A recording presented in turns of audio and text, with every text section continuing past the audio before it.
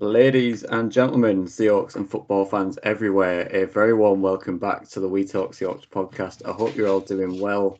Um, another week, another win, sweeping the Cardinals, baby. That is just what we do.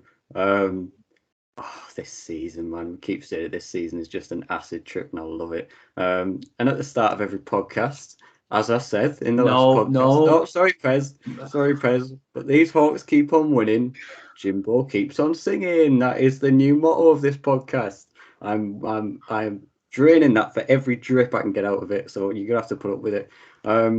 Leonard Skinner is it? I put 50p in the jukebox. Leonard Skinner is on tonight. With a little remix, a little variation, little acoustic version, and it's something like I think it goes "Go home, Arizona." The Hawks are just too good for you. Diddle diddle diddle. Go home, Arizona. Oh Diddle man. diddle. Beating the Hawks just ain't for you. Are you having that, Pez? Are you having Do, that, do, Pez? do you know what? Good lyrics. Good. I'll give you that. Oh, it's not just a on the fly segment. I prepare all day for that. There's Oh thought man, that you goes messed us into up that. at the start though, but I did, but I'm going to edit that bit out. you can edit it out, but Yeah, there you go. everyone will still know. So you're all Well, right then? fair enough. I'm good, mate. I'm good. Good. I'm getting used to this little singing bit. I've got positive Pez. You've got Sing along the latest. karaoke with James. Yeah. Yeah, carry on with Carry on. James. I do think it's this season, isn't it? It's just loopy. It's just it's sending everyone a bit loopy. Certainly is. You're either getting over optimistic, or you're just enjoying the ride and just getting weird with it.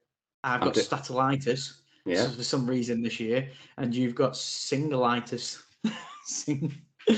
Hey, I'm happy with sing along the latest. It's incurable at this moment in time, but it's got no real side effects, so I'm not feeling the pain. Um, yeah, I'm happy, man. No Josh tonight, but we'll make up with it with positive Pez and me. I'm sure you're fine with that. Um, tonight it's the routine. We're going to start with Geno Smith, then we're going to get to Tyler Lockett. Pose a little interesting question to Pez here if he feels the same as I do, maybe on Tyler Lockett. Then we've got the wonder kid Ken Walker. The tight ends as well. Pick your poison, lads, because these tight ends are killing people this year. And then we're going to get to the defense, and oh my goodness me, these lads again just turning it round on that side of the ball. So Contain your many. excitement. I'm gonna try. I'm gonna try because I haven't got many pairs of underwear left, Pairs, as you well know. It's nearly Christmas, mate. It's It's nearly nearly Christmas. Christmas, but I tell you what, Santa's got a job on his hands because I need a restock in my wardrobe. Uchenna Warsu, Ryan Neal, Tariq Woolen, Kobe Bryant, all that good stuff. And then positive Pez. I'm sure we'll always find something positive at the end of the podcast. But before we get to Geno Smith and before we start getting onto the individual players, I just want to say that I think this is the win, other than the Broncos game.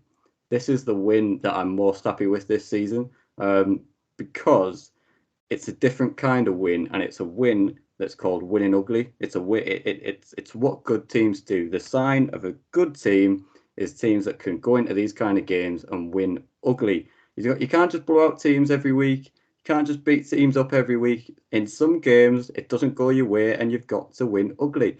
Bills couldn't win ugly this week. That's the sign. I'm just saying the Hawks have won ugly. And before you jump in, Pez, I just think that it's the sign. If to win these kind of games, you've got to have three things, and it shows that you've got three things. You've got to have a really good set of players with the right attitude.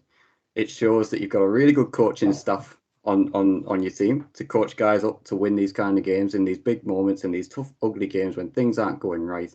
Good coaching staff, good attitude, and it's a philosophy and a culture that everyone's pulling around and for and still fighting for and pulling in the same direction. It just these kind of wins, although they aren't the prettiest, these are the wins that good teams win. These ugly wins, these dirty crap games that you just want to be finished and move on to next week because it's an awful game.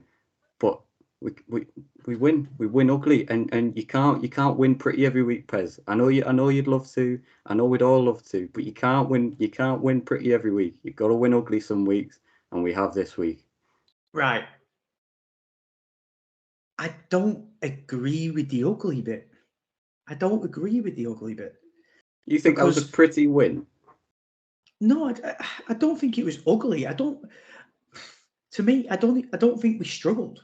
We just did what we did in the first game. Over the 2 games, we gave them 14 points. So in the first game, take the 7 points off what we gave them. Mm-hmm. They would have scored 2 points. Yeah. Not 1 minute. Because did they get a safety that game? I can't remember. I can honestly not remember. They may have done. No, because I think they went for 2, didn't they? On the interception, pick 6. So take 6 points away, sorry. Mm-hmm. Literally a field goal. So that would have been 19-3. Mm-hmm. You take away this, again, pick 6, 7 points. That's 31-24. Mm-hmm. So that's not ugly. We just dominated them. It was ugly. And if you add, not that stupid 4th down, well, at some point we'll get on to, because I'm all for going for it on 4th down. It didn't make sense because the play just broke down within a matter of seconds. It's like it wasn't even, there's no commitment. But you add the 3 points of the field goal, what we could have got, you're then talking 34-24. Mm-hmm. Right? What was the score at halftime? No, 34. I got that wrong, didn't I? 34-16. Right? At half time, it was 10-7. Yeah. But the thing is, it's an ugly game. But the thing is, though, it wasn't. Defense wasn't that good in the first half. No. The teams of old, the defense of old, like the Legion of Boom, they'd have these games to start really stopping the first half, come out in the second half, and dominate. And we took control of the game, whether that's because Kyler Murray's arguing with DeAndre Hopkins on the sideline. The whole team looks an absolute catastrophe. You've got Cliff Kingsbury trying to talk to the offense and G them up during the game. Like, no leadership. It's ugly on offense, though. They had for a decent amount of time in that first half, in the third quarter, they figured us out. They figured us out on offense. Three quarters, it was ugly. But the thing with the Cardinals is, they might be a team, the offensive side of the ball is a team who's a shit show. Their defense is a really good defense. You give that team Buda Baker, and that team is solid. But what's his name on their corner? Murphy, is it? Byron Murphy? Byron Murphy, yeah. Shuts it down. Mm-hmm. Like, that defense isn't no joke. It's just that their offense can't do anything. Mm-hmm. Like, I can see why you'd say it's ugly, but I personally didn't think for this game, I didn't even really sweat it. Scrappy game. Scrappy on offense. Yes. Scrappy. Yes. I'll give you that. Thank you. Just get your wording right next time, all right? All right. Yes, boss. So then we'll get on to Geno, because that's the natural transition. And it was scrappy, as Pez is correctly stating that I should call it now. It was scrappy for a while for Geno because he throws the pick 6. Like I say, I think the Cardinals made some good adjustments on defense and kind of figured out our tight end, our 13 personnel, our tight end weapons, and they were figured out. Other than Noah Fant, the rest of them were figured out. And it was ugly for a while, but Geno, just when you thought, and just when I thought that, has he finally lost his touch? Is the veil finally coming down? Are the curtains finally starting to draw a little bit? Are we coming down from Geno Smith dreamland, throwing that pick 6, which was an awful decision, and quite frankly, up until the third and fourth quarter, and pretty much up until that pick happened, and then after the pick, I thought that was Geno's worst game of the season so far in terms of the reads that he was making. I thought he'd missed quite a lot of open reads. Ken Walker, Noah Fant were open on a couple of players, wide open on a couple of players that he completely missed.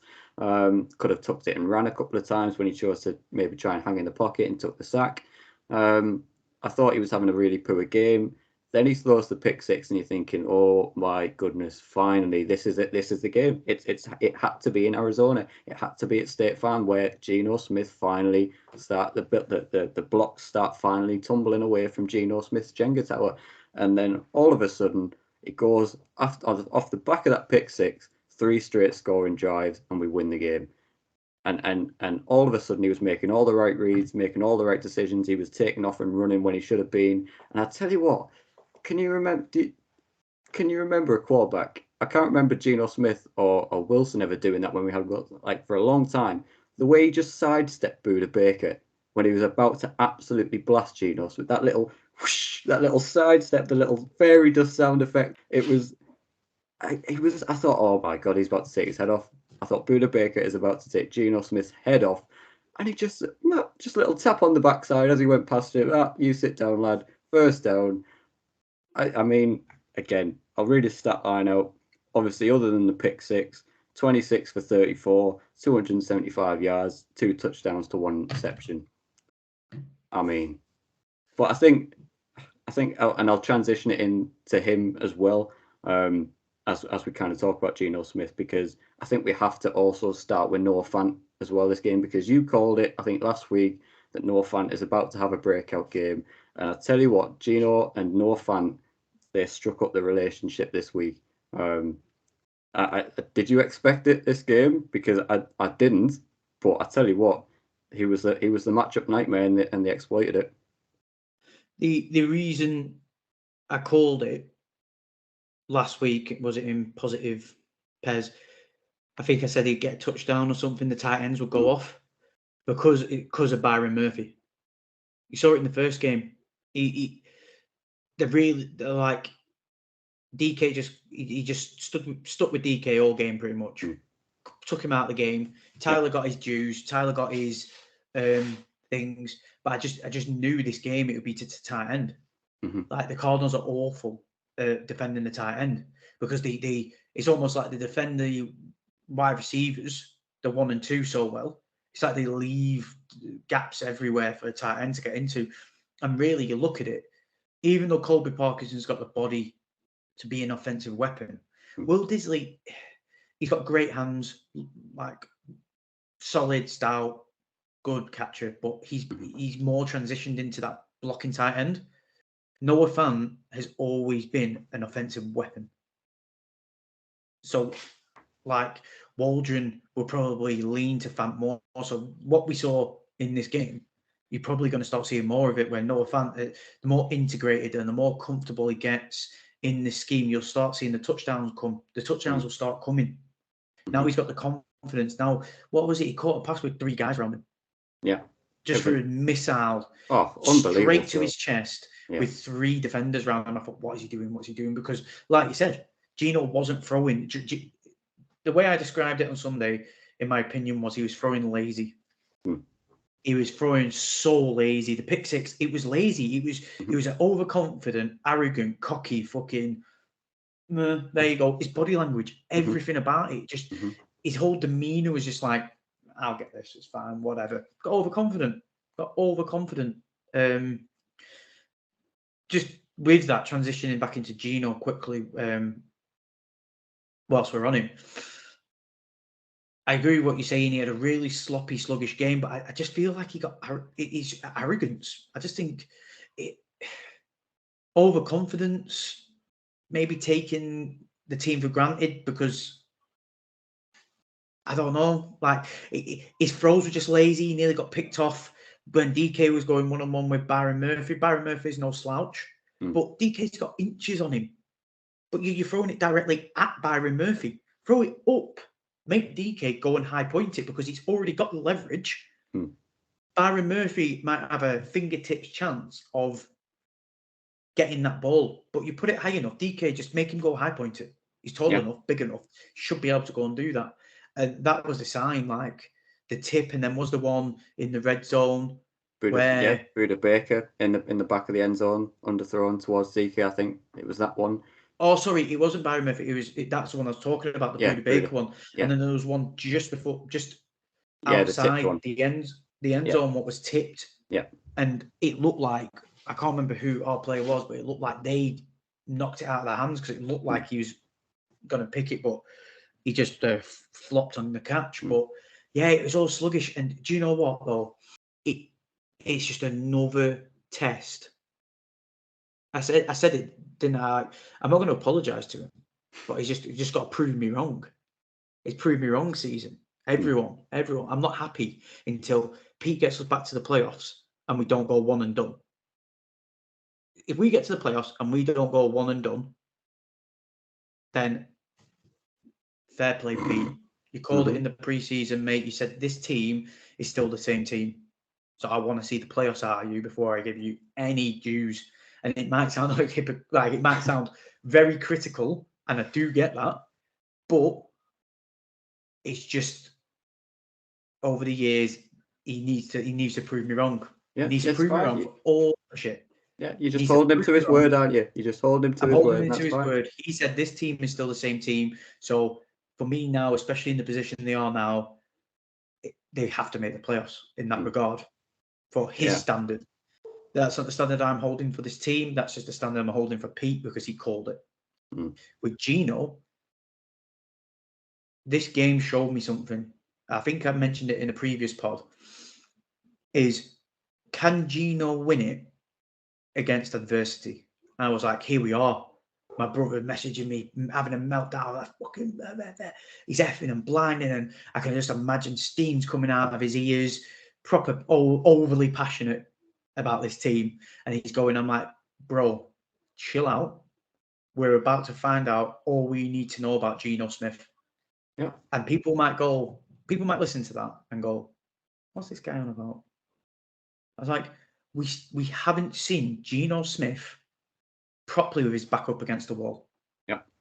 We saw it last year and he failed. He couldn't get over the hurdle last year. When his back was up against the wall and he needs to go and win a game, he couldn't go and do it. This game, I was like, perfect. Let's see what he does. And it's almost like, and I messaged my brother, I said, we're going to see what he's all about. Let's see if this wakes him up.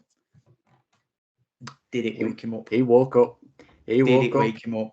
3 straight scoring drives to end the game, man. That's what I mean when at the start when I was saying it was a bit ugly, bit of adversity, but we came through. And Pete Carroll made some interesting comments. I don't know if it was after the. I think it was after the game. I don't know whether you've seen them, Pez, but I just thought I'd read them out just to kind of gauge the opinion on what you think of this. Obviously, he didn't name any names when he was saying this, but it's fairly obvious what he was referring to. He said, if you notice, Geno's going off the wristband, and that's a big help.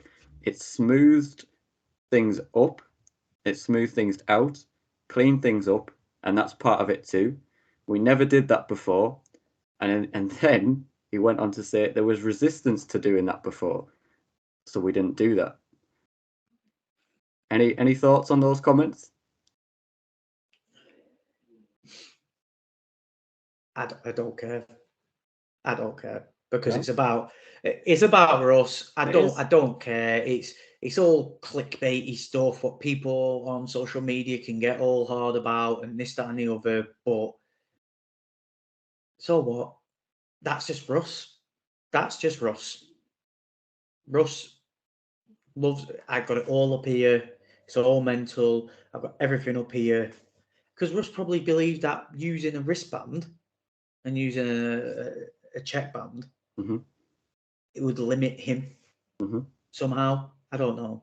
I really don't know. You can't limit Mr. Unlimited, can you? You can't be doing that. Maybe that's why. Just an interesting little quote there from Pete. Obviously, yeah. And you can see because it's what we've been saying all year. The offense looks more efficient. It looks more drilled and. So the thing is, right, by the time Waldron and I'll try not to take you down the rabbit hole in my thoughts on this. So my actual thoughts on this is it's a bit of a shit comment, probably because Pete is the ultimate rah-rah guy. He knows what he's doing. He knows that will get the fans pumped. He knows that's going to get the fans talking, jacked up, raring to go. I don't care what anyone says. He didn't just say that. Oh, I just said it just off the cuff. Pete never says anything off the cuff. He's always either a overblown lie or an overblown truth. He understands where this team is, and he understands where they could potentially be. Meaning he needs every asset of the team on full burners. Meaning every home game from now on, you make Lumen Field like the old CenturyLink, booming, rattling. You start seeing the flags for quarterbacks from that time because they can't hear the deafening noise again. And saying comments like that is going to get everyone pumped up. It's going to get everyone pumped up. But the thing is, by the time Waldron and the big changes in this offense happened, Russ is like later in his career. I don't even know if Tom Brady or Aaron Rodgers, does Patrick Mahomes wear a band? I don't know. I think Allen does, but I'm not sure on the others. Yeah, Allen does. But he's just a weird freak hybrid. Yeah. Like pocket passing, not pockets passing quarterback. He's a fucking freak of nature. But the thing is also, take into context, Geno actually can use that armband now. Yeah. Let's not get too carried away with all the hate and all the things about it. When Waldron first came in, we never played like this. And I know the fan base want to all go, that's because of Russ. It's not just because of Russ. It's not. And if you believe it's all because of Russ, then fine. But it's not. People have got to remember the context of the off-season. Didn't Jody Allen have a massive conversation with Pete? Essentially saying, pull your fucking finger out, start sorting this team out, or you're going to have my boot up your ass, is essentially the basic British terms of what I read that conversation went. Hence, Waldron started taking control. Look at the end of last year when Russ was still here. And clearly, when there's nothing to play for anymore, we started seeing what we're seeing now. And Russ was throwing everything everywhere, right? So this isn't, oh, I love Russ and I don't love Russ. It's just context, right? It's just context. I brought this up purely because I knew I'd get a reaction out of you for those comments, and that's only why I've done it, mate. I know you did, and I tried my best to stay out of it. It's just context, man. It's context. He's gone, and like, I don't give a shit. Fuck him. He's done. He's not Seahawk anymore. He'll go down as, like I've said numerous times, I just don't care about him. And I just feel like that comment by Pete is he's harnessing the wave he's on right now because he knows exactly what he needs to do in the situations of making every single element possible to get him a win. I for what it's worth, mate, I completely agree with you. And I'm now going to try and twist the knife with you again because Tyler Lockett. Let's see if I can get a reaction out of you with Tyler Lockett. Because it is a little bit of a conversation that's happening in the Seahawks Twitterverse and world at the minute. Tyler Lockett this year, more than a lot of other years, I don't think I've noticed him doing this particularly as much as I have noticed him doing this year. He seems to be going down quite early on a lot of plays to avoid contact. We saw it in the Cardinals game. He on that third down could have got the first down, would have taken a big whack. And look, I'm not saying I would have had the bollocks to dive in that 3-4 man Cardinals box of defenders and take that. I'm not saying that. And then obviously he took the quite big hit to the helmet, in which he picked up the first down. But I think if you watch that play closely, I think he gets that helmet to helmet hit because he's going down early. I think if he didn't go down early, I don't think he would have taken the hit like he did. That's just my opinion. But there's a few, it's mixed opinion, split opinion. A lot of people saying, oh, you're an NFL player, you're an NFL receiver, contact's part of the game, you go and get the first down. Other people sort of a bit more sympathetic, saying, do you know what, he's protecting his health. He's signed a big contract last year, fully guaranteed, was it 69 million odd 4-year contract? He's being paid. he's a key part of this Seahawks offense, and he's just not going to take hits where he doesn't need to take hits. I'm interested to see where you sit on this, Pez, in terms of do you have a problem with not just Lockett, but any real receiver, I guess, because you may as well open it up to any real receiver. Do you have a problem seeing your receiver do what Tyler Lockett's doing at this moment in time quite commonly, which is, maybe forfeiting yards and downs to avoid taking a big hit? So at first, my initial reaction was I was pissed because you're in the game, it's tight. Like that first down could have really helped. And if we lost the game, I think it would be, in my opinion, it would be a centre point. But having time to reflect on that, no. Like Tyler came out and said after the game, he said, it's all right for you guys watching it on the telly because you have a nice yellow line. I have nothing to look at. Now, I'm going to defend Tyler now. I think even if we lost and it was a talking, like it was more of a centre point, like could have that first down, changed the way the game went? No, what people need to look at is just appreciate that we still have a pretty fully healthy Tyler Lockett at this stage of the season. Tyler Lockett goes down the way he goes down because he needs to protect his body, because since he had that major injury, was it like his second year in the league, he's suffered so badly with injuries what have literally derailed his season. People need to not gripe about it and just appreciate we still have him fully healthy.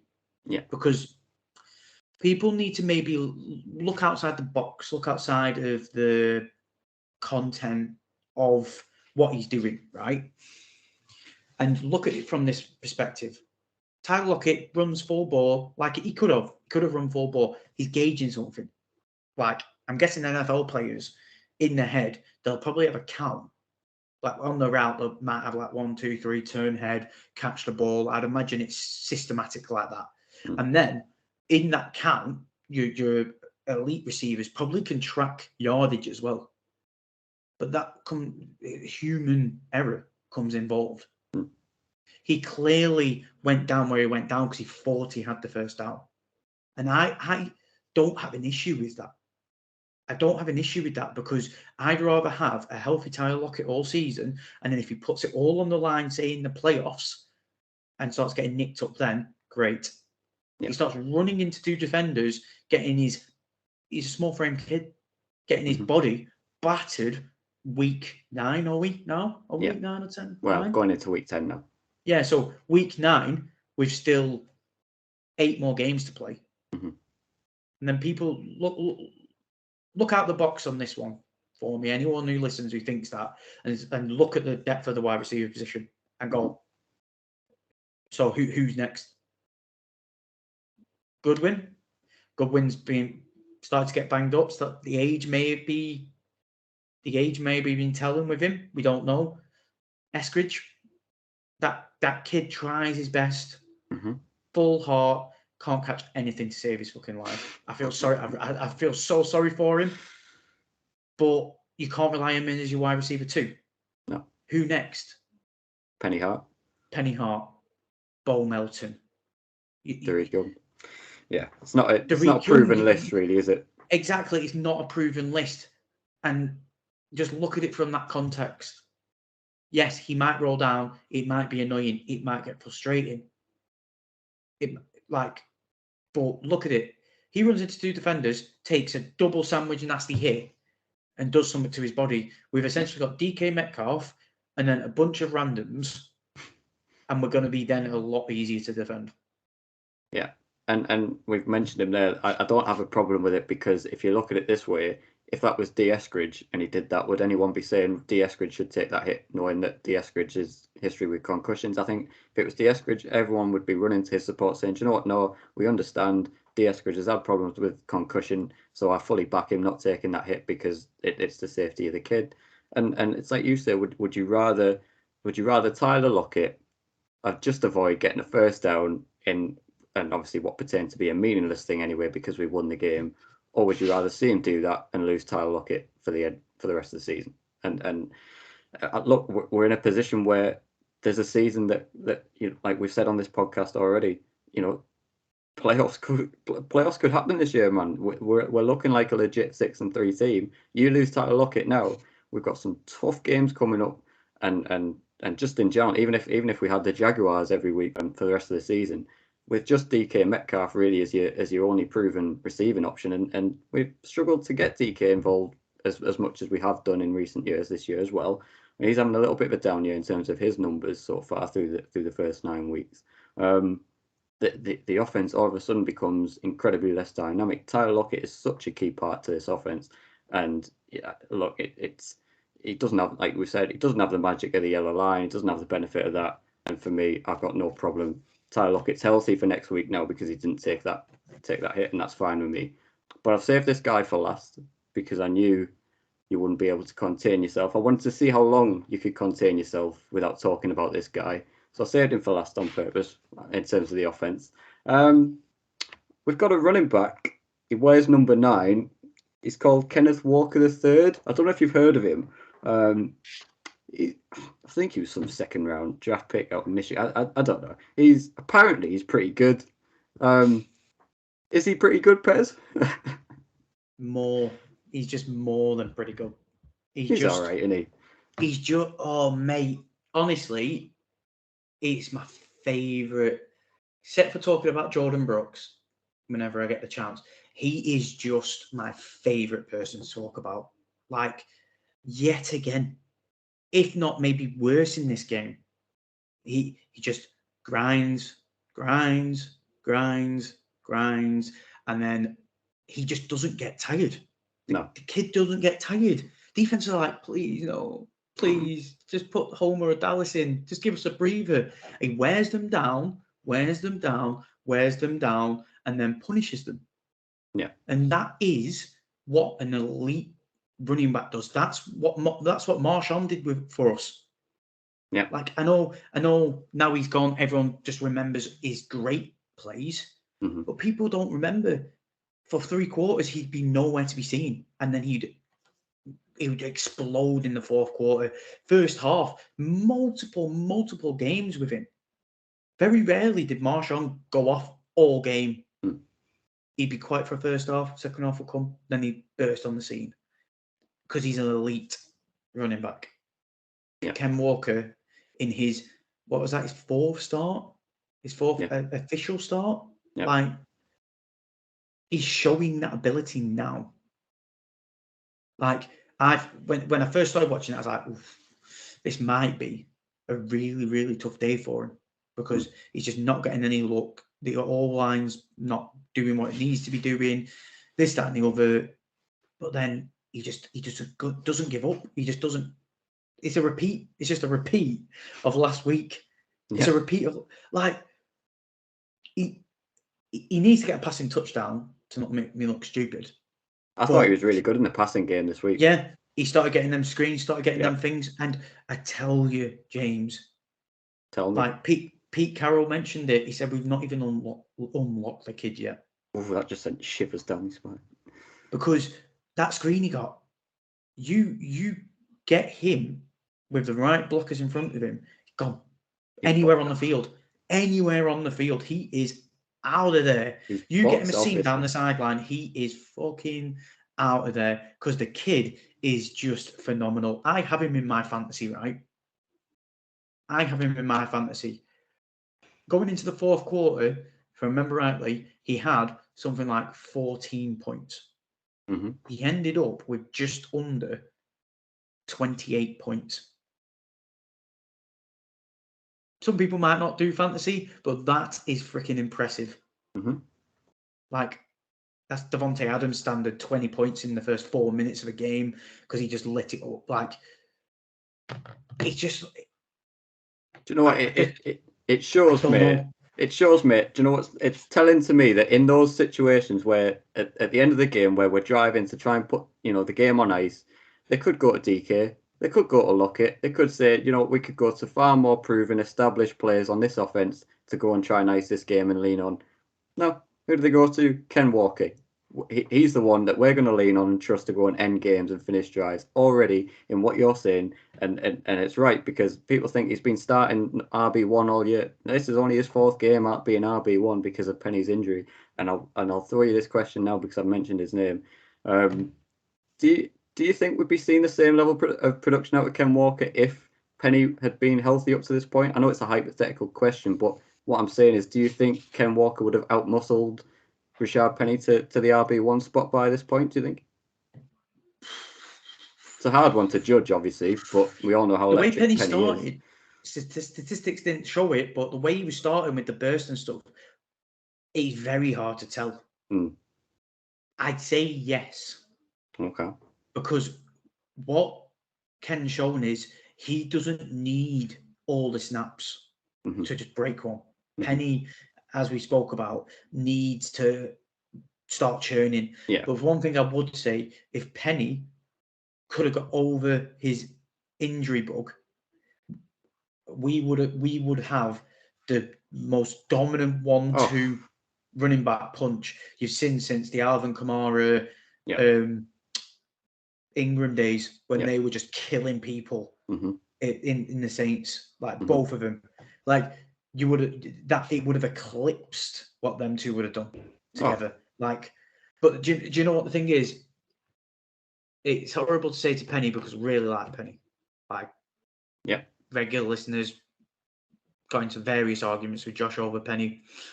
But the way this kid is, mate, sorry, Rashard, you would have lost your job. It doesn't matter. Pete might have been a bit more conservative in his first year. But I think regardless, Penny would have lost his job. You cannot keep that kid on the bench. Honestly, the lad is sensational. He is phenomenal. He's a phenomenal running back. Like, what is he? In 4 games, I think he's like 2 behind the leading touchdown scorer in rushes. Like, he is just a dominant force, and I don't think anyone's going to stop him. Except, so this next game, even though the Bucs haven't been playing well, and everyone's like, "Oh yeah, they're fucking trash," this, that, and the other. Their run defense, in my opinion, is still one of the best run defenses in the league. Yeah. Let's see what Ken can do against that. Because if Ken, I'm telling, honestly, if you think I gush over him now, if he puts a scene on, if he goes 100 odd yards, couple of touchdowns like he has done in the Giants in this last game, if he does that against that Bucs D, next week I'm just going to be, I think I'll be speechless. I won't know what to say anymore, because that, for me, with the games we still got, this is the test for him. I don't think there's another D. The Niners, yeah. But, so the Bucs and then the Niners. But honestly, I'm telling you now, James, I am telling you now, if he goes up against these Bucs, by the time we play the Niners, they better be fucking awake, because he will run through them like a freight train. His confidence by the time he gets to them, the second game, is going to be so high, I don't think anyone's going to stop him. You're hearing it around the league. You're hearing, like, listening to fantasy podcasts and other, like, NFL podcasts and stuff, GMs and assistant GMs coming out going, like, why did we even pass on him? Well, I've got his stats up here, Pez, mate, and look, it from the first time we played Arizona in what was that, week 6? That was his first game with double-digit attempts, and I think Penny got injured around about the Detroit Saints game, something like that. But even in the Saints game, he only had 8 attempts, which was the same as the Detroit game, and then he jumps to 21 attempts to Arizona, and he's took off from there. So that's only 1, 2, 3, 4 games, like you said. So in 4 games, from being the fully fledged RB1 across the NFL, he's 13th in rushing attempts with 111. He's 15th in yards with 570 yards, 570 yards rushing in 4 games, really, being a starter. He's tied 4th in the NFL with 7 touchdowns. And he's got 5.1 yard per carry average, which is 15th in the NFL at this point. 7 touchdowns in 4 games with 570 yards. He's actually ranked 3rd. Is he? Yeah. Because on mine, I had it up here with 2 more touchdowns. He's now ranked 3rd in the NFL with 7. Oh, well, there you go. I think there's a string of him on 7, and then the top guy's on 9. Right. But it's that. Do you know? I read an article. Obviously, I play fantasy. I've mentioned it a couple of times. But on this article, it said about how Ken Walker is a myth, and he won't be able to sustain what he's doing. He said, "Look, if we break his numbers down, his average yards per play aren't good enough. This isn't good enough. That's not good enough, meaning that the regression is going to start coming soon." I tweeted them and I said, whoever does your articles, you might want to tell them to find a new job, because that was the stupidest thing they've come out with. Because if you don't already know, listen to the We Talk Seahawks podcast and you will know just how good this kid is. Good little plug there. He is offensive rookie of the year. He has to be. I don't care. There is no one else who touches him. Name me a player. The only people now Breece Hall's gone is people talk about Chris Olave. Chris Olave's... I've not heard Chris Olave's name in fucking weeks. Garrett Wilson maybe is the only one that is coming to mind. If Garrett Wilson plays like he did against the Bills for the rest of the season, yeah, but he's still not going to be able to catch Ken now. No. Ken, I'm whilst we're on him, I'm calling it now, James.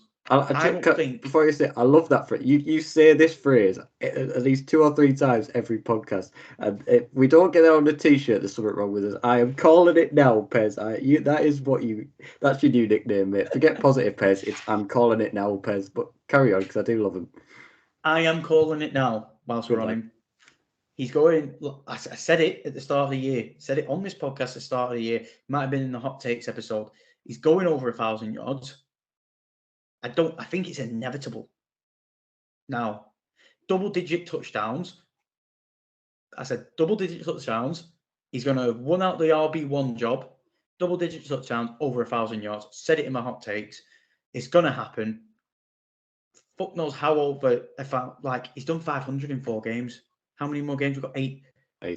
Double it. That's 1,500. That's 1,500 yards. Jeez. In 12 games. God knows how many touchdowns he could get by that point. But even if his stats slow down, I still think he's going to make that much of a scene on the NFL that he'll be in the Pro Bowl by the end of this year. Oh, has to be. Could you imagine if he goes on this 4-game sample size and triples it and doesn't slow down and carries on that trajectory? He is all pro. Oh, first team, all pro, book it now. We'll say it now. He's got to be. I don't think I'm being, with the way he's playing at the moment, I don't think I'm being overly ambitious. I think it could be a foregone conclusion. Yeah. Like you said, he's done that in 4 games, everyone. 4 games, 570 yards, 7 touchdowns in 4 games. We've got 8 more to play. It doesn't matter what you do. He just keeps on coming. Yeah. He's just like an itch what won't leave you alone. I listened to a fantasy podcast. He was saying the bug. He's just like that little kid grabbing you and pulling you all the time. Get off me, because he just wears you down. Do you know what he is like? Do you know what? I've got my own. He is like what are them big lizard things? Komodo dragon. Yeah, because what do? They bite you. And then they stalk you whilst the poison gets through your body. Do you not know this?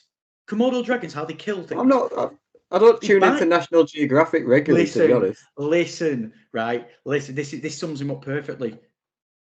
They bite their prey, and then they stalk it, and then when the poison takes control, then they eat it. That's what Ken does. He might not be all game, but he just goes and goes and goes. In the 4th quarter, boom.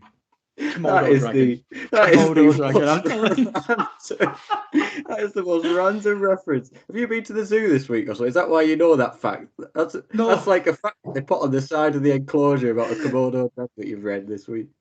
no, because one of my mates at work, he hates Komodo dragons because of that fact. He said they're the most horrible, freakiest things you could ever think. They like they bite their prey and then stalk it for miles before killing it. Like, you know it's coming and you can't stop it.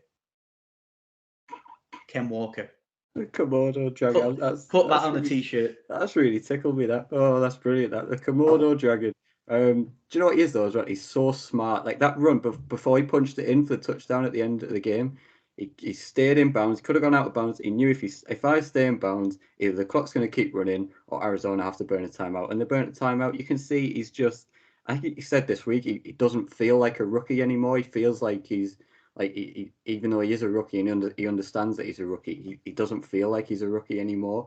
And you watch him and he doesn't look like a rookie. He looks like he's been playing in the NFL for 4 or 5 years now. He's so savvy, so smart, he's so quick, he's so fucking tough as well, man. He just takes hits and carries people, but he's so smart. He's just the full package.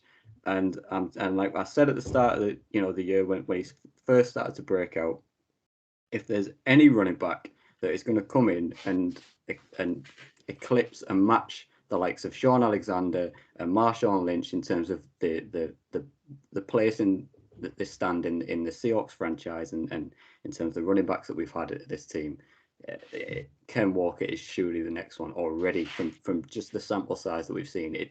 It's enough, man. This kid is going to the Hall of Fame. I am calling it now. He's going to the Hall of Fame. Do you know what? Hall of Fame James, because you love sending everyone to the Hall of Fame. Only those worthy. Only Tariq and Ken so far are definitely going to the Hall of Fame. That's only 2 out of this rookie class. That's not many, Pez. Come on. Big game this week for him. Let's see what he can do. Big game for him this week. Big game, big test. But do you know what? I've only got tests. I'm like that strict dad who's like, no, I'm not showing you any love. Prove me wrong on this one. Go. You don't put the drawings up on the fridge. You wait for, that. No. I wait for excellence. You wait for excellence. I like it. Quick shout out to Damian Lewis as well before we leave the offense. He was named in the PFF Team of the Week at the left guard spot, the best left guard in the NFL this week. He was also the Seahawks' highest graded offensive player with an 88.8 grade for week 9. Maybe having a bit of a quiet on the down low good season from Damian Lewis. Not hearing his name called too much and normally that's a good reason from an offensive line perspective. If you're not having your name called, you're probably doing something right. If you're not showing up on the TV, and I've seen some of his highlights from the replays and stuff, and I'll tell you what, he looks every bit of a Team of the Week player this week. He was blocking those Cardinals pass rushes with absolute perfection. Good to see him back to like the standard of his rookie year, rookie year and things like that. And people just got to remember he's been moved position. And I imagine on that line, if you're left or right, you move a certain way, your hand position's a certain way. It's all second nature when you're like say a left guard all your high school and college career. You probably muscle memory is like just simple things like, right, so he's coming from the left, so my hand might like go like outwards to block, and then on the right side it might be more like up in their face, and things like that could really take its time, to develop. So let's just hope this is a good sign that the line's just getting more solidified. Whilst we're on the O line, I want to give Austin Blythe some love. We gave him some love the other week when we were talking about him with his mic'd up. But I'm not a big O-line guy. Don't really know much about it, but I just think he's the unsung hero in that offense, in that whole offense. What keeps that whole offense going? Like I really do. I think he gets just underappreciated for his leadership, for his command, his control of the line. because we saw it when Carl Fuller came in. It was leaky and horrible, and the line didn't play that well, and Geno was getting pressured and getting his head taken off and things like that. But Blythe back in. Geno trusts him with his life. You can see it when he talks to him, when how he looks at him. That's what you want for your centre. He might not be the world beater. He might not be these big, well, he's not this guy, but he's our guy, and he's doing well enough for us. It's the value of leadership, because I don't think from the eye test, I don't think he's probably a miles better centre than Ethan Posick was, but Ethan Posick doesn't lead the offensive line the way Austin Blythe does. I know Austin Blythe is better than Posick, but I don't mean that I don't think he's a massive upgrade in terms of the actual quality that you get from him, but the leadership that you get from him in terms of a Kyle Fuller and an Ethan Posick, the leadership that you get from Austin Blythe is where he really is why he's so valuable and why he's such an upgrade, in my opinion. He's more of an upgrade in that sense than the actual level of play. He is an upgrade in the level of play, but he's a proper leader, if you know what I mean. I definitely think he's a lot better. Ability-wise, he's a lot better than Posick. Like, I think he's underrated. Again, like I said, though, just by you saying that, in my opinion, it just shows how underrated people, like how people are viewing him. Like, at the end of the day, you've got to look at it and think, he's the one who calls to Geno, spies, like, I don't know all the terminology of it, so I'll just do it in dumb terms, like maybe that corner who's on the blitz. He's the one who diagnoses all them plays and calls to his line. Like, and if the line's been solid for the majority of the year, and if he wasn't that good, then they get through the centre, but they're not getting through the centre because he's not as bad as people are saying. Like, the things I heard when we signed him was, yeah, he's just bang average, he's undersized, he's under this, he's this, that, and the other.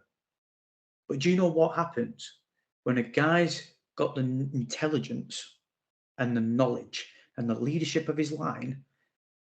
That makes up twice as much for a guy who's just got pure ability, because a guy who's just got pure ability can block his man, sound. But when he can't dictate to his line, that corner who's blitzing off the edge and his right guard is half asleep and then lets Geno's head get ripped off his shoulders. Yeah. Ability means jack shit. Yeah. And that's what I mean in the sense of Austin Blythe. I'm seeing him making the calls, making the checks, communicating with Geno a lot more than you would see with a Kyle Fuller and an Ethan Posick. He's a workman. Yeah. How I look at him and why I like him a lot is he's a working class. He's a working class centre. He loves it, doesn't he? Loves it. Loves the game. Loves everything about it. Knows himself that he's not that good. Probably knows himself that he's not the best centres. But he's not one of the top 10 centres in the league. Yeah. But that just makes him so good because he don't get bitter about it. He don't think about it. He works on his strengths and he lets them develop through the game. Yeah. I just wanted to show him some love. I don't think he gets talked about enough for his leadership and the role he plays in this offense, and why I believe that our run game and our passing game has been so fluent, because he is the leader on that line. And if his leadership's shit and he can't diagnose anything, the whole line falls to pieces. He is the centerpiece. People go and watch the Giants game when Kyle Fuller came in. Go and then see when Austin Blythe's in. Tight, leaky. Tight, leaky. I don't want to put words in. Yeah, I do, but I don't want to put words in Austin Blythe's mouth, Pez. But I think you're on the Christmas card list this year for Austin Blythe. I think if he listens to this podcast, I think, do you know what? That guy is getting a nice Christmas card this year. So well numerous. Well, we're going to see, because he's got Vita Vea to play about with. Yes, the tone could change, but we'll see. Before we get to the defense, Josh, thanks to the wonders of technology, I'm going to edit in Josh giving a shout out to our longest standing sponsor, Blessed CBD. And when we come back, we're going to get onto this unbelievable Seahawks defense. Blessed CBD have just come through with a big order for myself. I got some CBD gummies and CBD tincture for me. I simply went on blessedcbd.co.uk, and selected what I wanted. They had a nice little offer going for mine. And I just used the code Seahawk at the end, and I got 10% off. It was lovely, and it also means that I've now got my CBD fix for the month, and my wife has her CBD fix for the month, which hopefully, well, I say hopefully, I know it helps with anxiety, it helps with her sleeping. It's going to help me with my recovery from my spinal cord injury, which is a constant thing. Please go ahead. Everyone that is ordered, repeated their orders as well. Thank you so much for helping the pod out. As you may see or may hear, Pez is a bit clearer. We're trying to get that mic refined, and it will work at some point. But yeah, it's a massive help to us. And if you really have any questions, feel free to message us on our Insta. Feel free, go on the FAQ section of Blessed CBD. It's on blessedcbd.co.uk. Code Seahawk, 10% off your order. And they're currently running some fantastic offers if you become a member as well. Thank you to everyone who's already used and taken advantage of our sponsorship with Blessed CBD. Thank you for your continued support. It means a lot to us on the podcast. James, can I just quickly interject? Yes. People probably listen to the start of this podcast and feel a bit shocked they didn't get any stats. Oh, I do apologise. So, because I'm now the stato, I'll just on the offense, I'll just quickly rattle some off. Surprise them in the middle. The Seahawks have won four games in a row by 10 points. The last time they did this was in 2014 when they did it for 6 straight games. The only other times were 97 and 86. Very rare stuff. Now, everyone likes to get overhyped about stuff. All I'm saying was, if anyone remembers the 2014 season, pretty sure we made the Super Bowl, and I'm pretty sure it was in Arizona. Coincidence? Hey, spooky season's gone. It's not. It's all these spooky season. Hey, I like it. Whoa. Oh, we got he's more. not finished. We've got more. I'll put myself on mute. I do apologise. I'll just rattle them off now because they're a bit of just a team overall. Seattle held Arizona to a season low of 262 yards of offense. Their 4.3 yards per play has been a season low. And I'm pretty sure we beat the season low in the first game as well. So we just dominated them. The Cardinals were averaging 34 points per game when DeAndre Hopkins returned. Seattle held them to 14 points on offense. Leads nicely into the defense. Leads very nicely into the defense. This just even more. It's just great. It's brilliant. The Seahawks lead the NFL in forced fumbles with 13. The next closest team is 10. The Seahawks have had 5 more sacks today and have had at least 5 in 3 of their last 4 games. Seattle now ranks 4th in the NFL for the season and 1st over the last 4 weeks. You're too far gone in your statistics, Pez. Is there another one coming? No, I'll rein it in. There's a few player ones. I'll get them. I've got to give the listeners the stat fun. I know they appreciate it. I'm obsessed with stats because they're just so fun. They're just so fun. Every single game, there's just a new stat, and I'm like, I need to share the wealth of stats. And do you know what? Every single game, there's a new sack for Geno Smith. 2 sacks against the Cardinals. Here's some. It's contagious, this statistics. I'm sorry, but I'm gonna have to read out some stats now. In his first 4 years with the LA Chargers, he only had a season high sack record of 5. That was his most he'd ever done this season. In his first year, it was 3.5. In his second year, he had 2 sacks. Third year, 4.5. And in his last year, 4th year, which was last season, he had 5 sacks. This year, through 9 games, he has 7 sacks, which is tied 7th in the NFL. He has 2 forced fumbles, which is tied 5th in the NFL. Geno Smith is having a career year in Seattle this year. And my goodness me, 2 sacks again. And they're not just garbage time, clean up sacks, anything like these. He is properly beating offensive linemen every single week, manhandling them every single week with his power and his speed. And do you know what's even, in a weird way, it makes it worse. and makes it more frustrating, Pez, because I actually think Uchenna Nwosu could comfortably be in double-digit sacks by now if he could finish off his sacks and his tackles. How many missed sacks has Uchenna Nwosu had this year because he struggles to finish them off? You saw it in the Cardinals game that's the only part of his play that when he gets to the quarterback at times, he has trouble at times wrapping the quarterback up. If he did, Uchenna Nwosu could have double the sacks this year. He could have 12 to 14 sacks already this year. I mean, the guy is just a revelation. I said it last week. Has to be the best defensive wise anyway free agent signing that the Seahawks have made in quite a long time.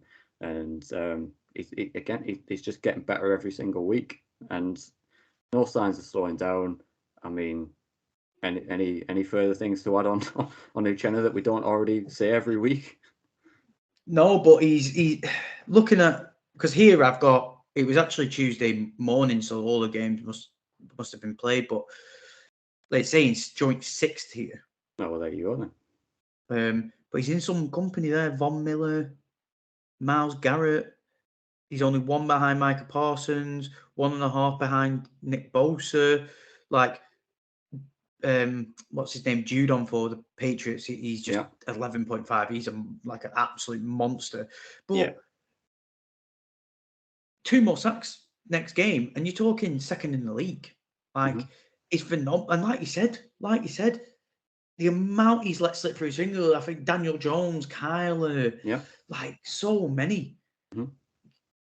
But I think you perfectly said it. I don't think I've got any more words, or I'll just be rehashing what you said, or just waffling on about him. He's just the star on that line.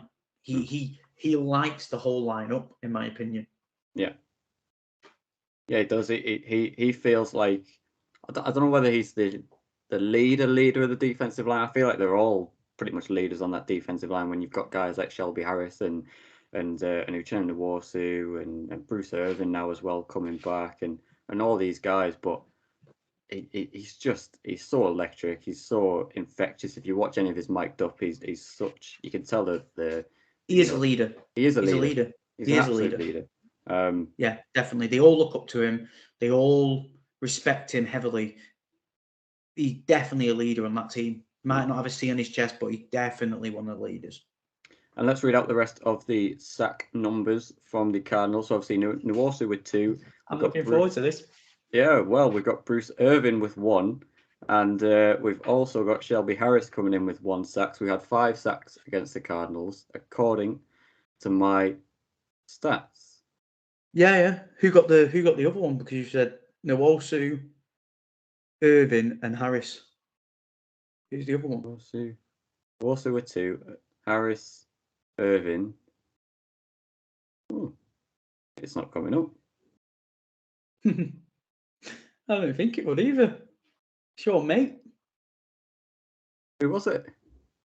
Your pal from last week. You're going to have to clarify. Come on. You're going to have to clarify. Well, you got a bit heated, and then you got heated. Oh, no, it wasn't. Yeah. No, it wasn't. Yeah. Right. Well, you're going to have to provide evidence for that, because I did not see an LJ Collier sack. No, I don't want stat evidence. I want video evidence. I want video evidence of an LJ Collier sack. I will screenshot LJ Collier, 2 tackles, both solo. Don't need no help, the man. He got a sack and another QB hit. What were we saying? I'm not having that. I'm not having small that. Rotation, if he is that effective every single game, it makes a difference. When did he get this sack? Oh no. LJ must listen to the pod as well. You're going to be eating. When did he get the sack? Pie, my friend. The stats don't lie, my friend. Oh, well, they are lying. You said 5. You said 5. I did You say said 5. And you called off 4. Because on my stats, LJ Collier. I'll give you that part of it.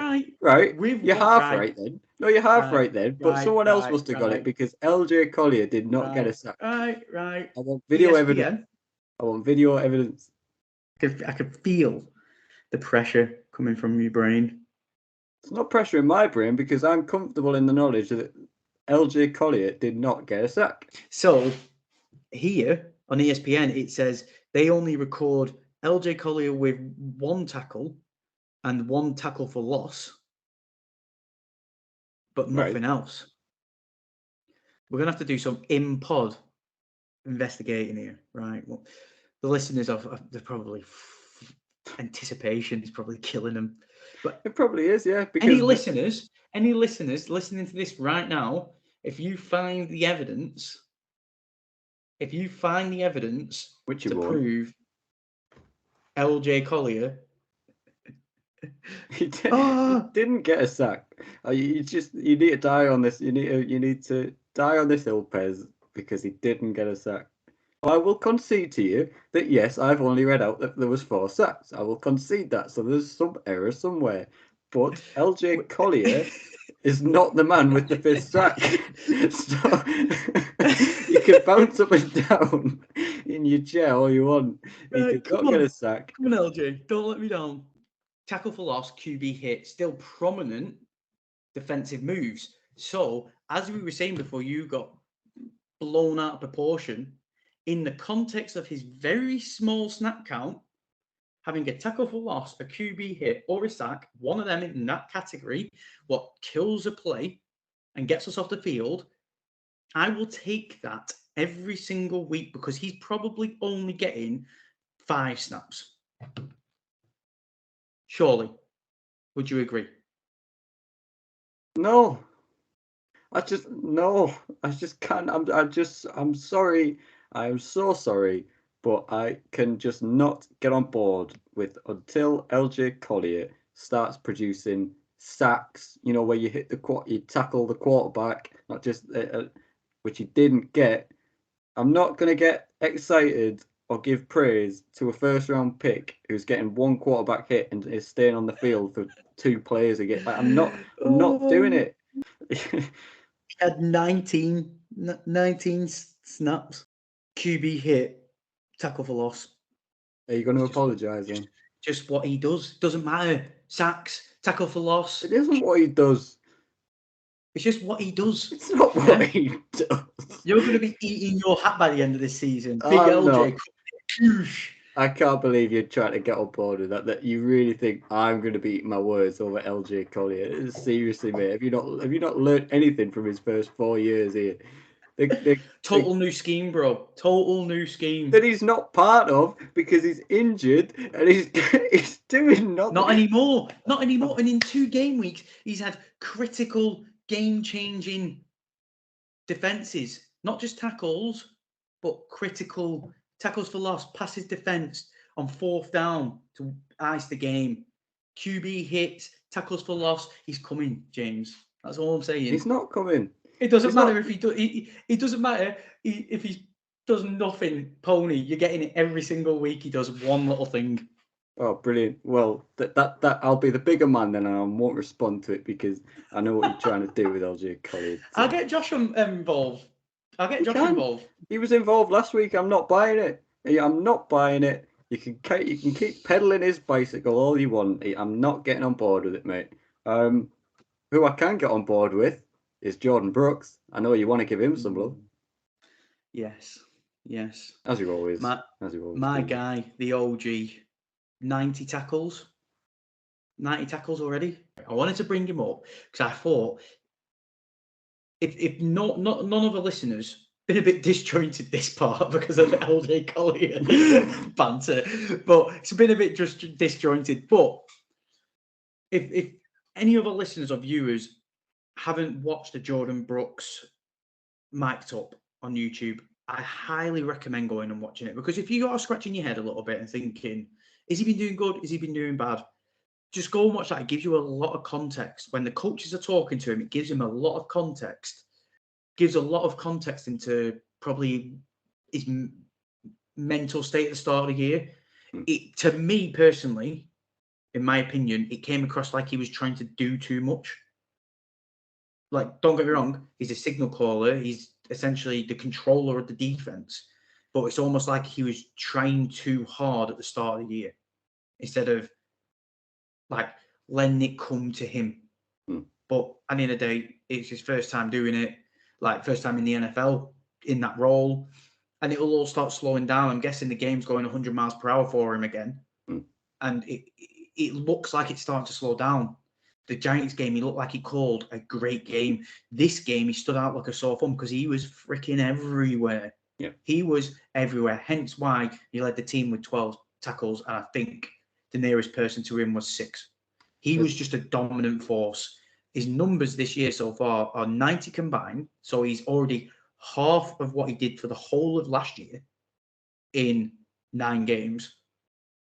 And 64 solo tackles. What is quick maths? 45 from last year's whole season. He's going to eclipse them all. And as the weeks go on with this guy, as the weeks go on, and he gets more and more embedded in that role of controlling this defense, because I thought he controlled the defense brilliantly in this game. Mm-hmm. He can't make players tackle. That was a massive issue in the first half. Yep. But I think coverage-wise and things like that, I feel like he controlled and called a great game on the defense, and his personal play was amazing. So the more he gets used to it, slows it down, stops doing too much, he's all pro this year, in my opinion. Keeps on going this trajectory he's going. He's all pro. He got 1 vote last year just by being the fucking the top tackler in the league, one of the top tacklers in the league. Did he finish second? Something like that, yeah. He's now in the lead at the moment, and I don't think anyone will catch him. I don't think anyone will slow him down now. All I'll say is there's a direct correlation, and we mentioned it at the start of the year. He was overcompensating for Cody Barton being the 3-down starter next to him. You just watch second half of the season how well Jordan Brooks is now going to start playing. He's going to be even better than he's already been because Bruce Irvin is now next to him. Cody Barton's been rotated into sub packages. He's comfortable next to Bruce Irvin. He's got a savvy vet next to him now who knows what he's doing and is a very good player in his own right, Bruce Irvin. He knows, because it's what we were saying. It's like he has to watch out where Cody is. He has to do 2 jobs at once, do Cody's job for him at certain times in the coverage. He's got no problems with Bruce Irvin now next to him. He can just call the plays and play his game. Who was with Bobby when he was a rookie in his first couple of years? There you go. Yeah. But people need to remember, like they want to compare the two. People need to remember when Bobby was first in the league.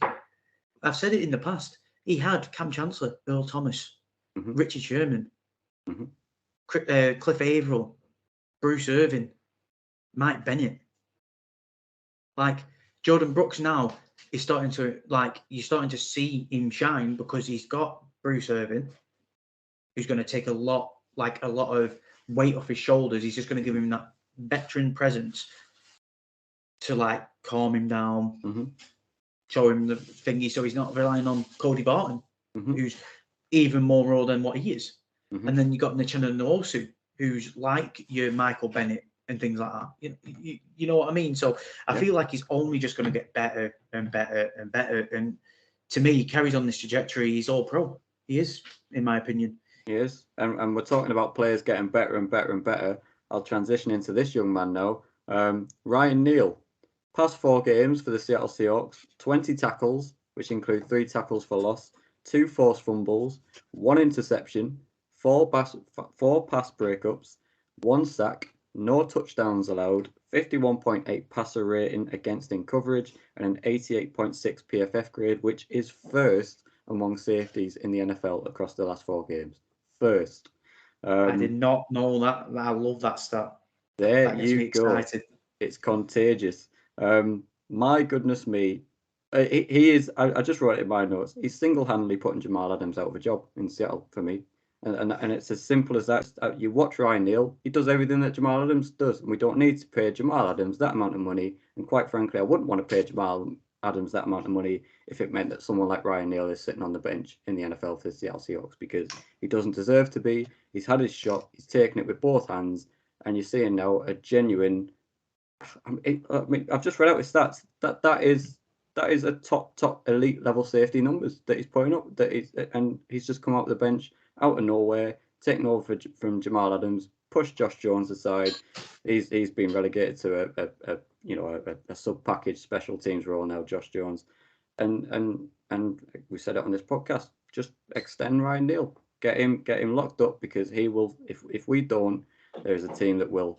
And my goodness me, He is with what we've said in recent podcasts, with the level of play at this moment in time from Quandre Diggs. Thank the Lord that Ryan Neal is playing so well at the safety position, because he's picking up the slack for Quandre Diggs, in my opinion, at this point as well. Talking about Jordan Brooks picking up the slack for Cody Barton, I think Ryan Neal's picking up the slack for Quandre Diggs at this point. No, yeah, I completely agree. He is the DJ Dallas of the defense. He just gets better. Yeah. Like every he's just exploded. Like the story, everything about him, and you know for a fact, Pete in his rah-rah speech is literally going to use him and say, "Look at Ryan." Literally nearly quit. I was saying this the other week. Nearly quit, nearly gave up. Seahawks brought him in, practice squad, got a few plays. Everyone was like, "Oh, who's this kid? Who's this kid? He looks impressive." It was COVID. No fans in the stadium. Iced the game against the Cowboys with the interception. Yeah. And now this season, he's just getting better and better and better. And he's a thug.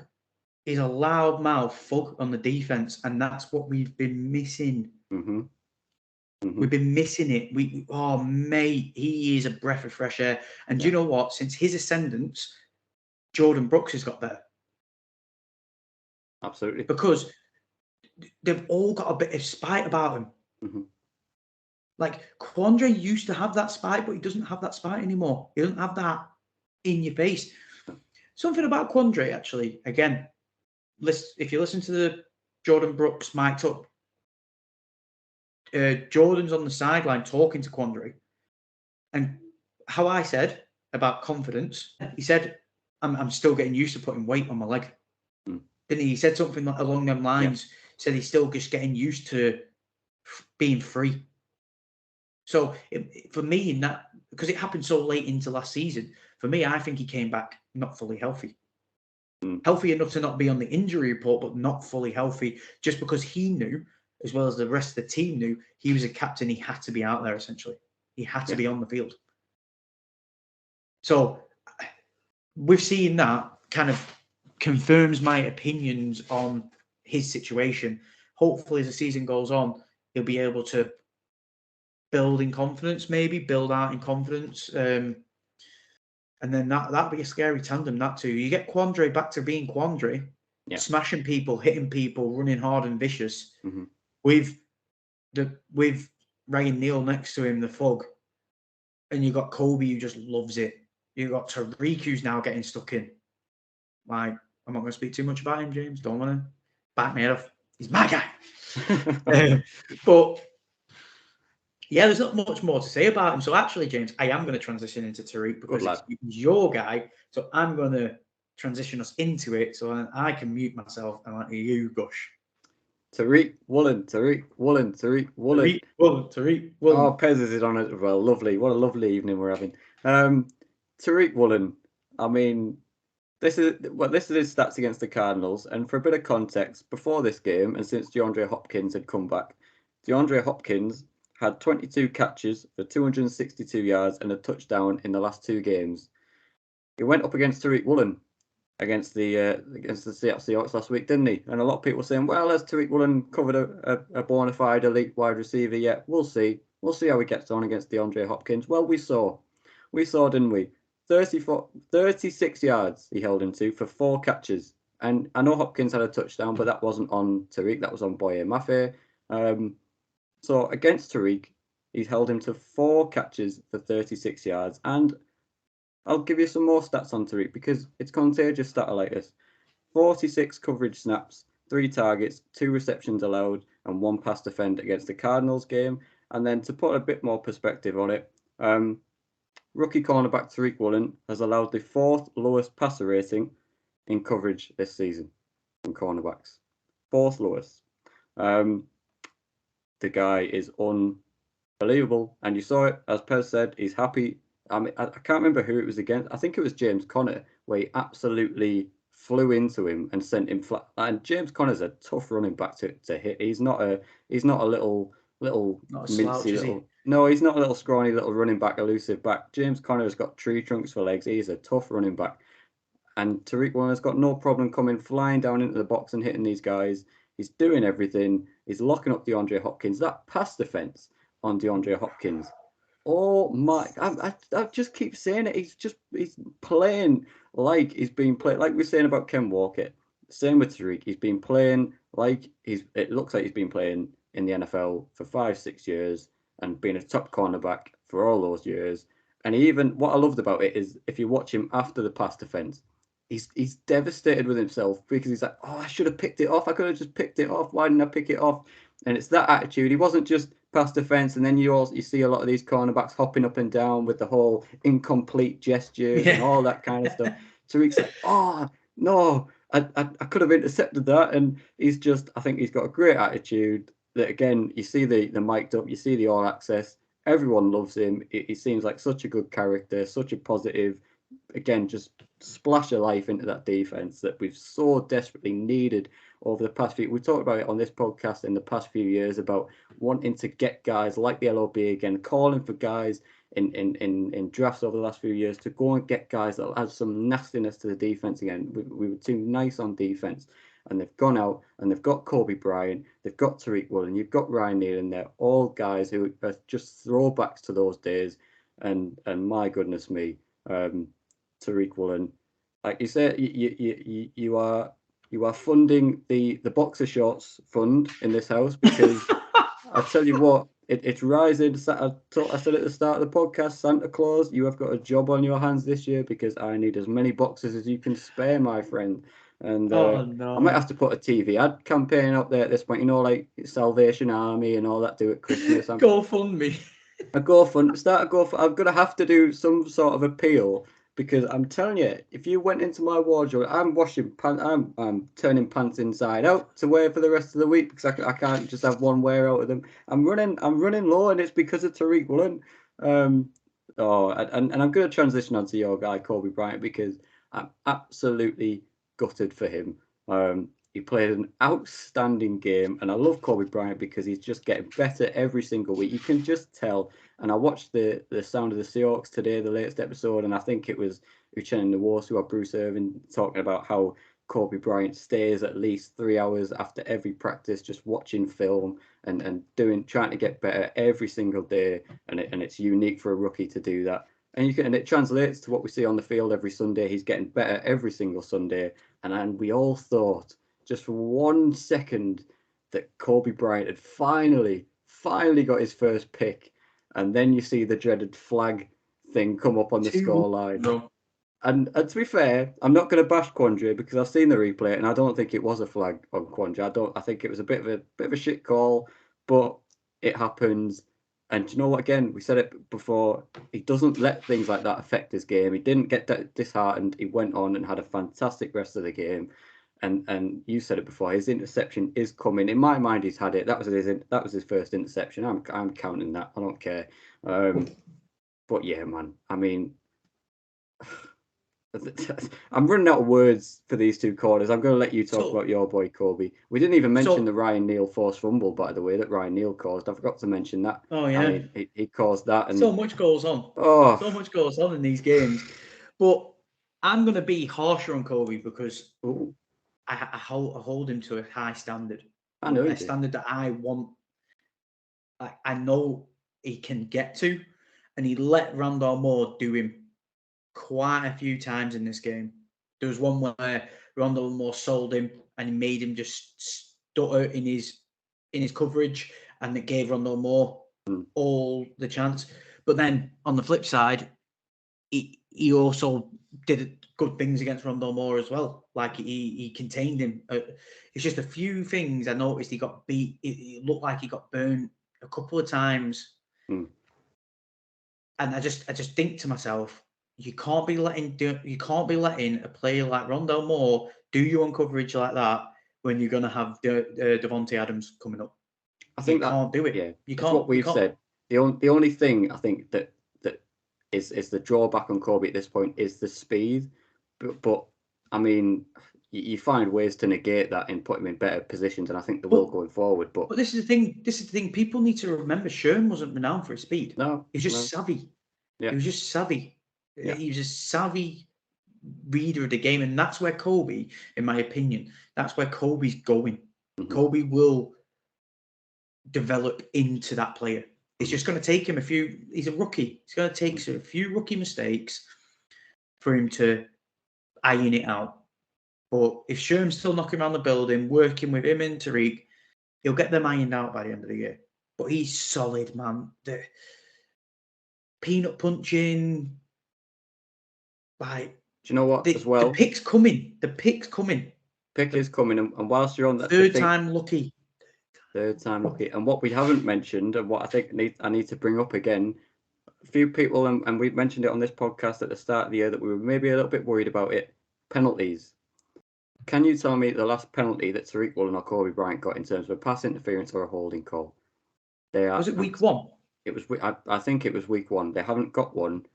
I can't remember them getting one since week 1. And we said, and I said on this podcast, I wouldn't read too much into the penalties. These are rookies. Let them get them out of their system. Let them figure it out.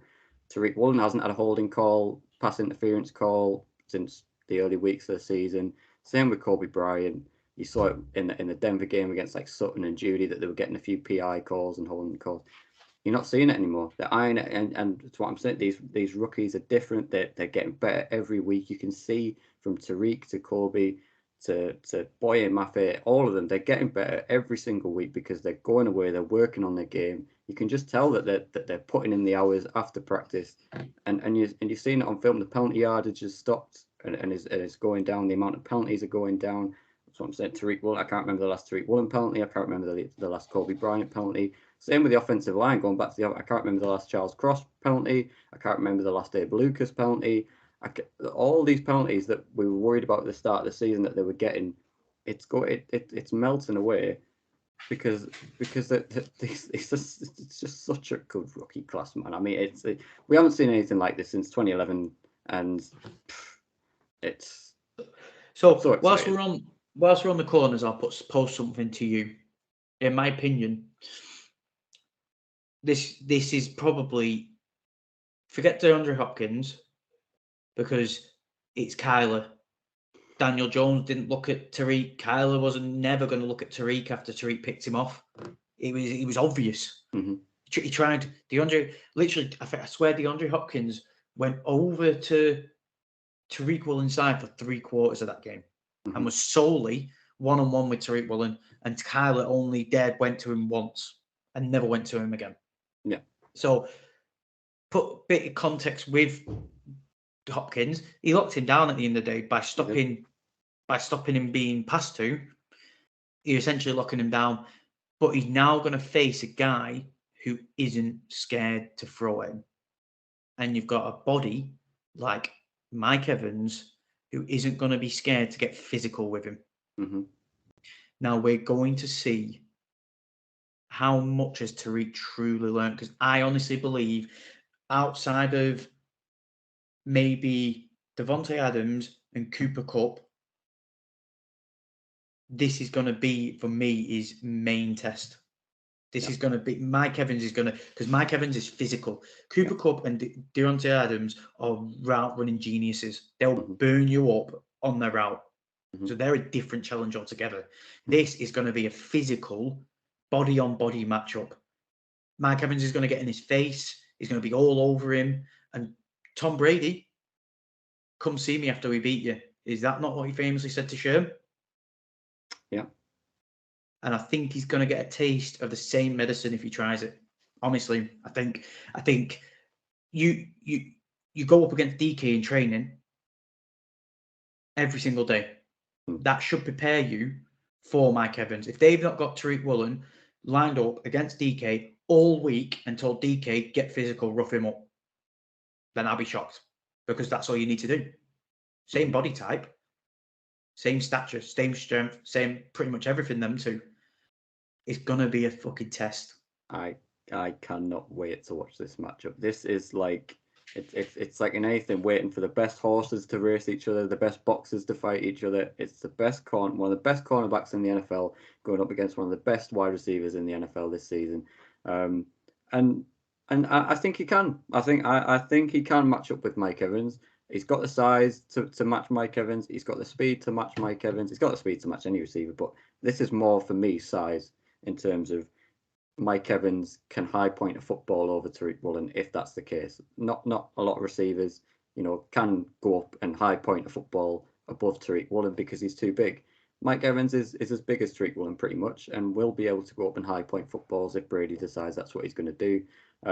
So this is going to be a real test for Tariq Woolen, and the fact that we're even sitting here having this conversation is testament to Tariq Woolen. Can he match up against Mike? Could he really be that good already? Well, we're going to see. We're going to see this weekend, and do you know what? I'm not going to sail down the river and back out of the Tariq Woolen and get off at the Tariq Woolen stop on the Tariq Woolen train. I ain't getting off at this stop yet. I'm backing my boy all the way. Tariq Woolen can match up with Mike Evans. I've seen no evidence to suggest that he can't so far through the first 9 weeks of the season. I think this kid is truly special, and why not? Why not? Why not? But is it going to be a big test because our D-line plays the way it's playing? You whack Brady early and often. Yeah, he will start throwing picks all over this fucking shop.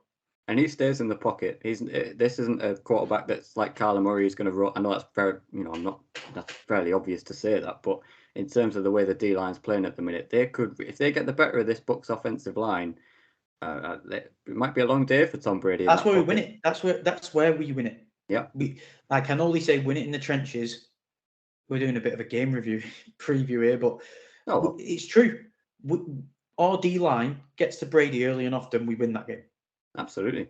No matter how much by, we just win that game because he won't get into a rhythm and he'll get frustrated, throwing helmets. Yeah. Before we leave the defense and get to positive Pez, all of our favorite segments, and I'm going to have to sing his jingle on my own this week.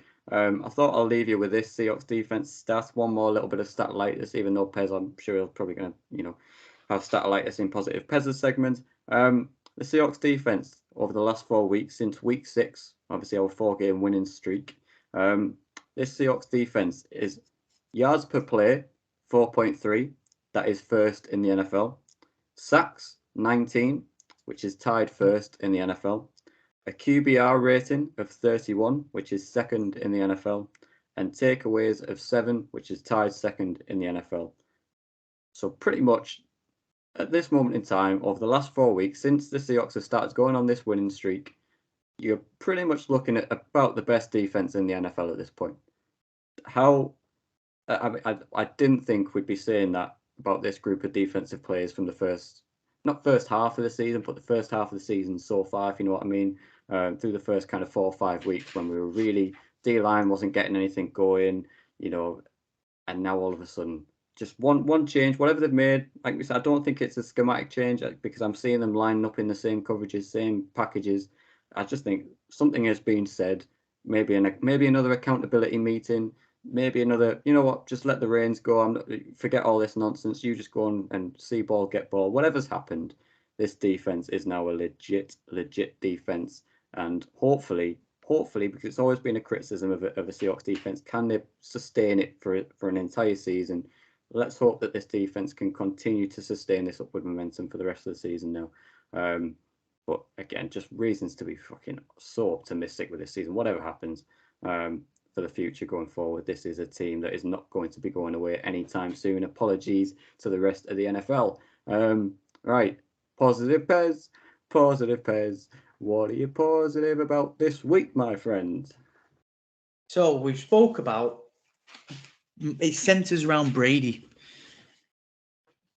and we spoke about hitting him early and often. Nothing from our D-line has shown me that they're ready to slow down.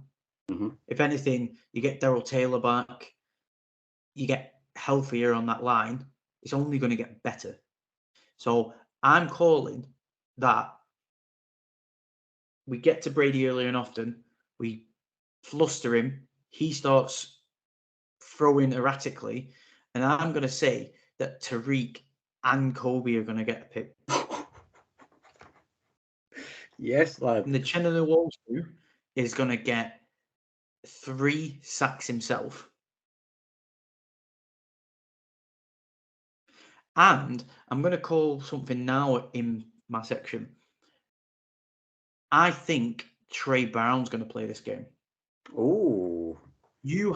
So my thinking, you have Mike Evans who's banged up, Godwin who's banged up, Julio Jones can't stay healthy, Russell Gage banged up. Any of them quartet who's playing. So I think this is a perfect game for Trey Brown to come in, sit 5 yards off, as many of our listeners will know, my brother's pet peeve of prevent. Sit 5 yards off, 10 yards off, let them catch that ball, and then go to a missile and whack them straight in the chest, like he did against Claypool. I could see it happening in this game. Couple of big bodies against a little pit bull to make his statement like, hello, I'm back, and just whack one of them out of the game. Not like I'm not maliciously wanting them to be hurt, but they'll just won't want to know anymore. I could see that happening. Offense, I'm going to say Noah Fant's going to get his first touchdown on the back of last week's production. It's going to be touchdown. Yeah. Oh yeah. Yeah. So it's second, but I know what you mean. Yeah, it feels like it would be his first touchdown. You know what? I'll wipe that off then, because my first thought was it's going to be DK. It's going to be a DK show this show. Okay. Tyler Lockett's going to get bottled up a little bit in coverage. DK. I reckon DK could have 2 or 3 touchdowns by himself. Can't leave Ken out of it. Can't leave Ken. For all my thing of this is a big test, I think he's going to pass his test and he's going to dominate the whole game. Run all over them. Easily 100. I'm going to say 100. Well, because of how hard the defense is, I don't think it's that shabby to say over 100 yards. Over 100 yards and at least 2 touchdowns. It's a big call against this Bucs defense, Pez, but you know what? So what I'm going to say, because hypothetically, DK getting 2 or 3 and Ken getting 2 or 3, that means we're in massive territory. Either or. Pick your poison. One of them's happening. One of them's getting 2 touchdowns and going over 100 yards. Either way. Well, listeners, jot all them down as you do every single week, and we'll come back and see if any of those have come true this week. And if they have, I think the Seahawks will win. If any of those have come true. But yes, they're going to win 30. Let me do quick maths in my head. 38-21.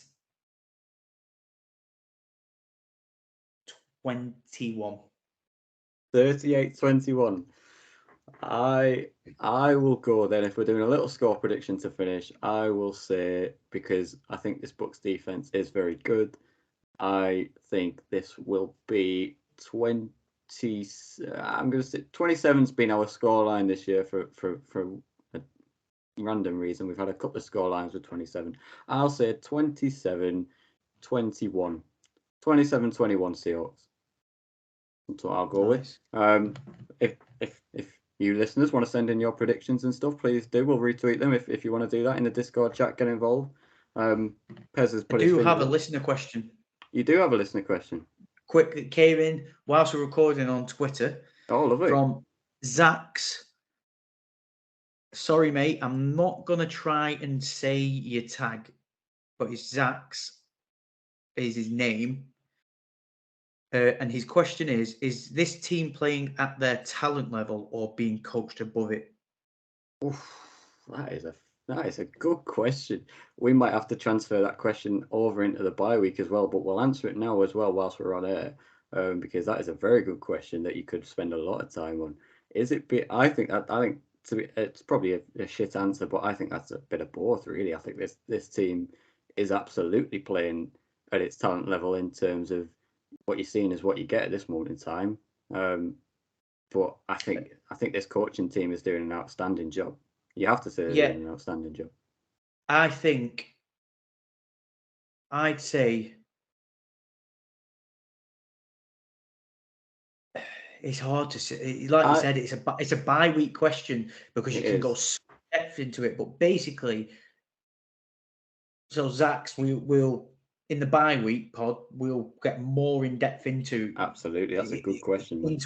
Into what you asked, but basics for me is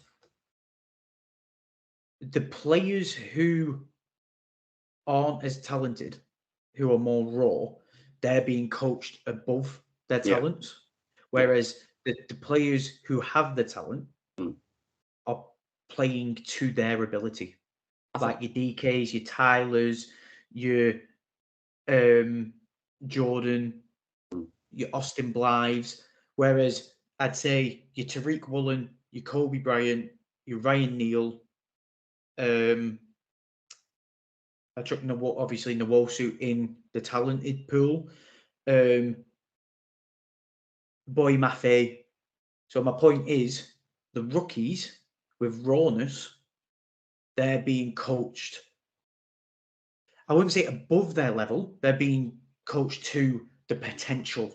See, I'm on the other side. I know we'll get into this in the bye week, but I'm on the other side. I think what you're seeing, I think the rookies are playing at their talent level, because for me, I don't think you've had enough time to coach up these rookies to play at this level. This is for someone like a Tariq Woolen or a Ken Walker, you can't have had enough time to coach them up to play above their level. Do you know what I mean? Ken's different. No one coaches Ken. Well, that's to say with Tariq. Do you know when I watch Tariq, I just think I know what you mean. Nobody's had the time. Natural. Yeah. But we are definitely going to get into that in the bite. That is a very I'm gonna have to have a deeper thought into that, because how I meant it probably didn't translate, because I agree with what you're saying. I'm not knocking the rookies. I'm just saying they're being coached. They're being coached up because I don't think they've hit their talent level yet. That's fair. That's fair. So I don't think they're being coached above their talent level, like that super exceeding. Like I'd say a Ryan Neal, you could say is super exceeding his talent level, or are we just finding out where his ceiling is? Whereas Tariq and Kobe and Ken, they're not being coached above it. They're being coached to find out, like, to realize what their level is. You know what I mean? Yeah. Because they probably don't know yet. They're being coached to show what their ceiling truly is. That's how I view it. That is an interesting question. We are definitely going to get that in more in depth into that in the bio week. But for now, thank you all so much for listening. As always, if any of you are heading over to Munich for the first game in Munich this week, safe travels. Enjoy it. It's going to be a hell of an experience, and we're going to come back next week and talk about it. Whatever happens, win or loss, this is what we do on the We Talk Seahawks podcast. But for now, thank you for listening. As always, we do really appreciate it.